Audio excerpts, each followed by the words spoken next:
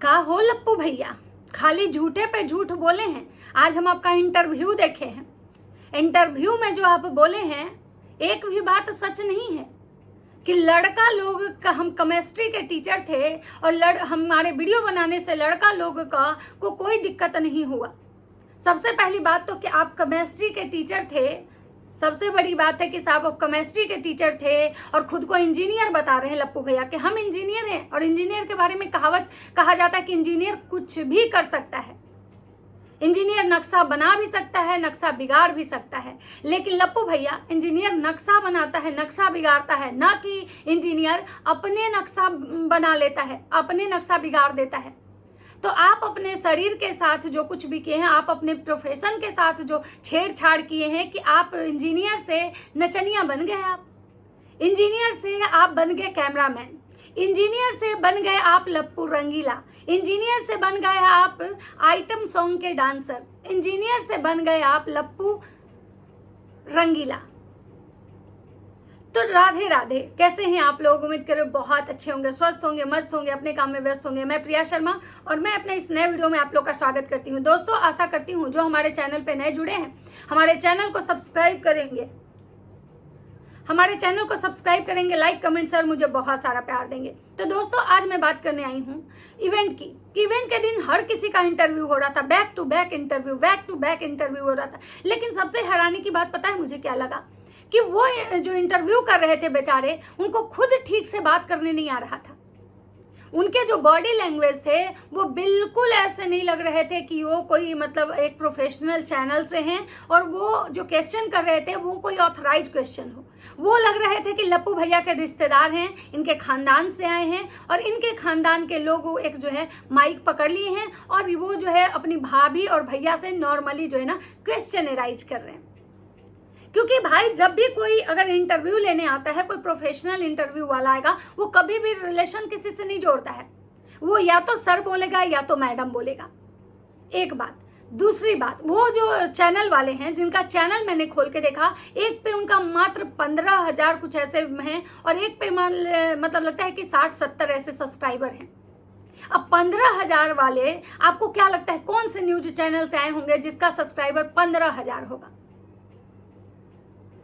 तो लप्पू भैया लगता है कि ये भी अपने ही जैसे किसी मतलब चैनल वाले को बुलाए थे, क्योंकि वो इंसान जैसे पूछ रहा था, लप्पू भैया का जैसे जवाब आ रहा था और जैसे उसका मतलब उसके सब्सक्राइबर हैं उसके हिसाब से जो लप्पू भैया को मतलब ये आया, सारे कुछ देख के ये समझ में आ रहा है कि भाई वो खुद कितना बड़ा न्यूज चैनल वाला था और लप्पू भैया ने कैसे न्यूज चैनल वाले को बुलाया। अब बात करते हैं कि लप्पू भैया और लप्पी का इंटरव्यू हुआ। लप्पू भैया से पूछा गया कि भाई आप दोनों की जो कंट्रोवर्सी हुई तो इसमें कौन झगड़ा ज्यादा करता है? तो लप्पू भैया बोलते हैं कि लप्पी, लप्पी बोलती है कि लप्पू भैया। लेकिन मुझे लगता है कि शायद उस इंसान को उस न्यूज चैनल वाला जो है इनकी वीडियो भी नहीं देखता है, क्योंकि अगर वो इनकी वीडियो देखता तो इनकी सबसे बड़ी वाली कंट्रोवर्सी उसको जरूर पता होती कि ये वही इंसान है, ये वही नीच इंसान है जिसने किसी औरत की धज्जियां उड़ाने में मतलब कोई कसर नहीं छोड़ा। ये वही नीच प्रवृत्ति का इंसान है जो अपने मतलब ये अपने खानदान का ऐसा एक लौता मतलब कपूत है जो अपने ही घर के इज्जत बेच के आज इतना बड़ा मतलब प्लेटफॉर्म पे ये आ गया। इतनी बड़ी कंट्रोवर्सी कि इसमें एक महिला नहीं, ये पता नहीं कितनी महिलाओं के साथ कंट्रोवर्सी किया। अगर वो न्यूज चैनल वाला सच में इनकी वीडियो देखता होगा तो उसको पता रहता, लेकिन उसको कुछ नहीं पता था। वो नॉर्मल क्वेश्चन पूछ रहा था कि भाई आप दोनों में किस में कौन झगड़ा करता है, कौन नहीं करता है। क्योंकि भाई सोशल मीडिया वाले जब भी अगर मतलब न्यूज चैनल वाले आते हैं तो न्यूज चैनल वाले अगर किसी का इंटरव्यू लेने जाते हैं ना तो पहले उसकी पूरी बायोडाटा, पूरी जीवनी खंगालते हैं कि ये इंसान क्या क्राइम किया है, कहाँ किया है, इस पे कौन से एलिगेशन है, इस पे कोई केस चल रहा है कि नहीं चल रहा है, इसके पास्ट में क्या हुआ है, ये प्रेजेंट में अभी क्या करता है, इसका प्रोफेशन क्या है, इसके सोर्स, मतलब हर एक चीज उसको पता होता है ताकि वो उसी बिहाफ में वो क्वेश्चन पूछता है। लेकिन ये खुद इंटरव्यू वाले थे कि इनकी जबान लड़खड़ा रही थी, इनको जैसे लग रहा था कि इनको खुद कुछ नहीं आता है।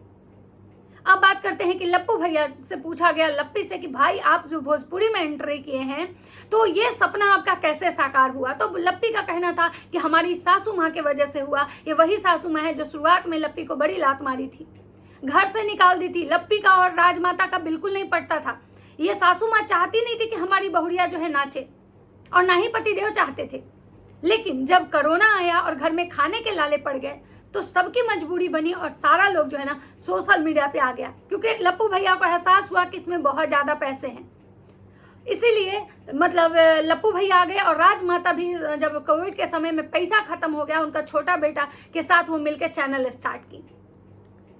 तो लेकिन लप्पी भौजी ने असली कहानी नहीं बताई कि आखिर ये असली वजह क्या था, कि हमारे घर में खाने को नहीं था, हम लोग के पास पैसे नहीं थे, इसकी वजह से हम यहाँ आए। तो लप्पू भैया बोले कि भाई हम ये बनाती थी, दर्शक पसंद करने लगे और कोरोना के समय में इतना किल्लत हो गया कि भाई मुझे जो है इस पे आना पड़ा।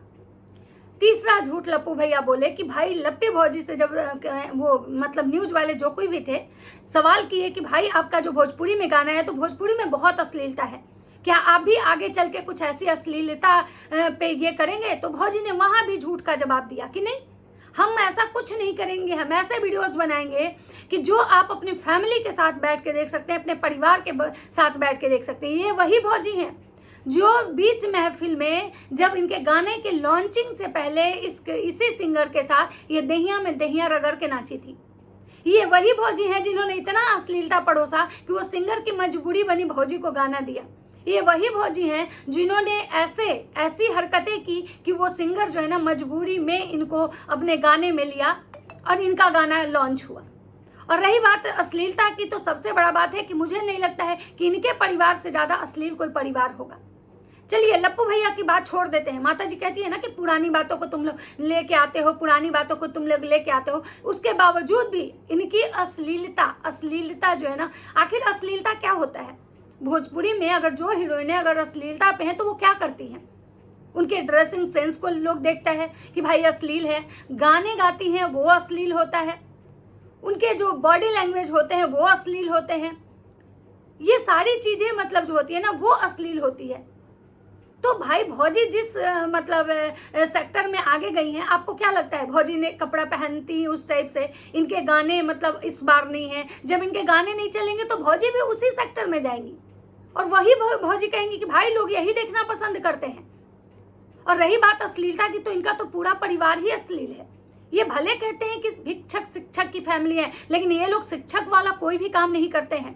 ना तो इनको ये बोलने का तरीका, ना तो बात करने का तरीका, मतलब कोई भी चीज का तरीका इनके पूरे परिवार में कोई भी पढ़ा लिखा मैनर्स वाला नहीं दिखता है। और रही बात अश्लीलता की, तो जितना लप्पू भैया अभी तक अश्लीलता फैला चुके हैं, जितना लप्पी भौजी अश्लीलता फैला चुकी हैं, मुझे लगता है कि इससे ज्यादा भोजपुरी में अश्लीलता नहीं होगी।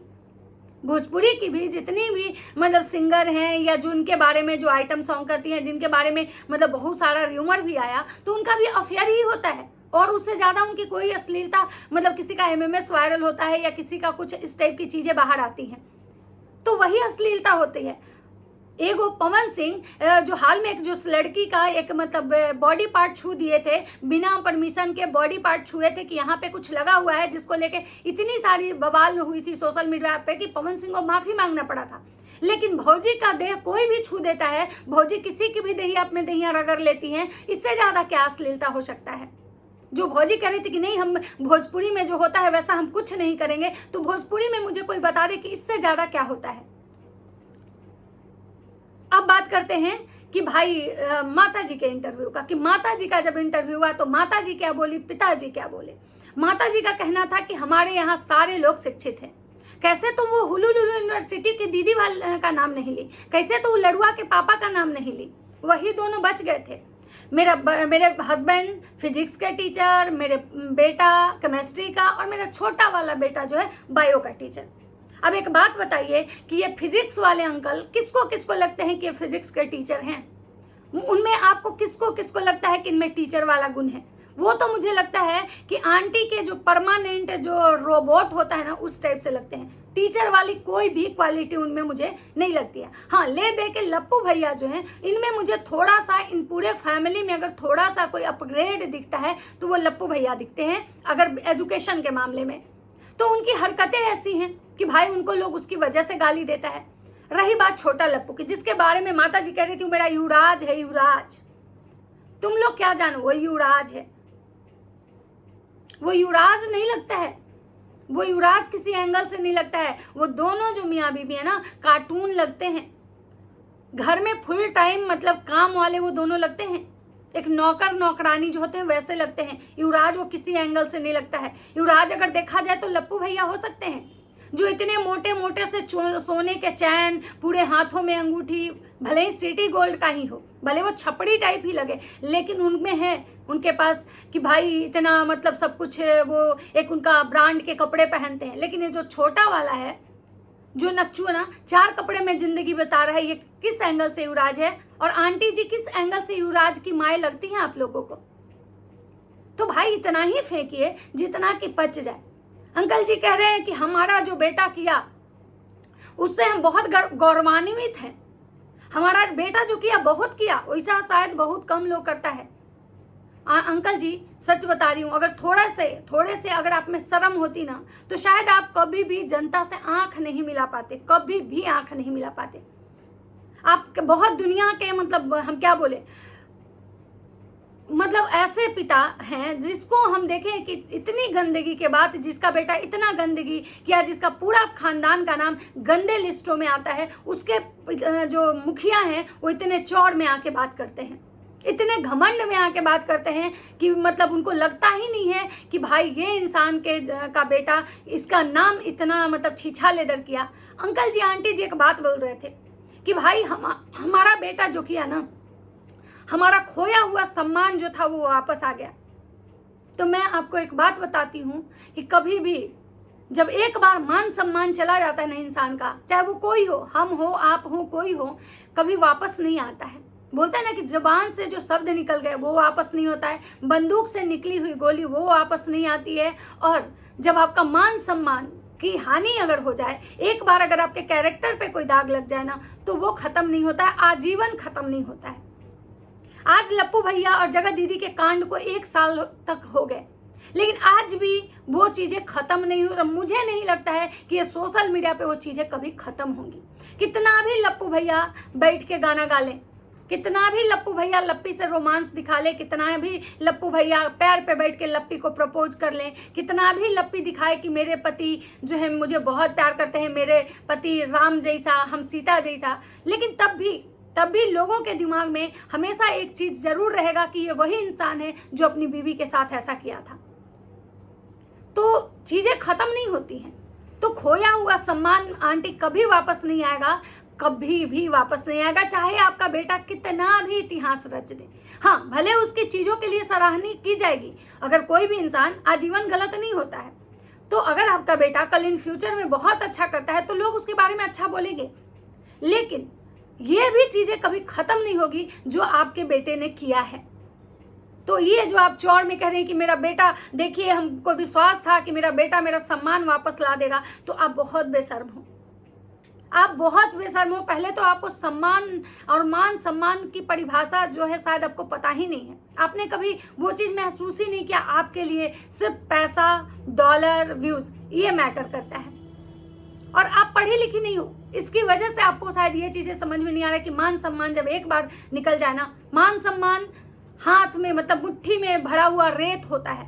जब एक बार रेत जो होता है ना, जब फिसल जाता है ना, तो फिर दोबारा नहीं आता है। तो ये थे इन लोगों के इंटरव्यू, ठीक है, ये इनका इंटरव्यू था। कैसे लप्पी भौजी की जो यूट्यूब की जर्नी हुई, राजमाता की यूट्यूब की जर्नी, राजमाता खुद एक मतलब बच्चों को ये करती थी, हॉस्टल चलाती थी, ये था इनके मतलब लोगों के सारे लोगों का ये इंटरव्यू।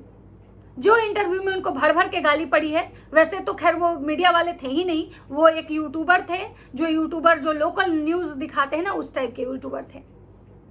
बाकी आप लोग को क्या कहने हैं, मेरी बातों से आप सहमत हैं नहीं है, मुझे कमेंट करके प्लीज़ ज़रूर बताइएगा। मिलते हैं नेक्स्ट वीडियो में। अगर वीडियो अच्छा लगे तो ज़्यादा से ज़्यादा शेयर कर दीजिएगा, हाइप का बटन आए तो हाइप भी दबा दीजिएगा। तो चलिए मिलते हैं सबसे, बाय बाय।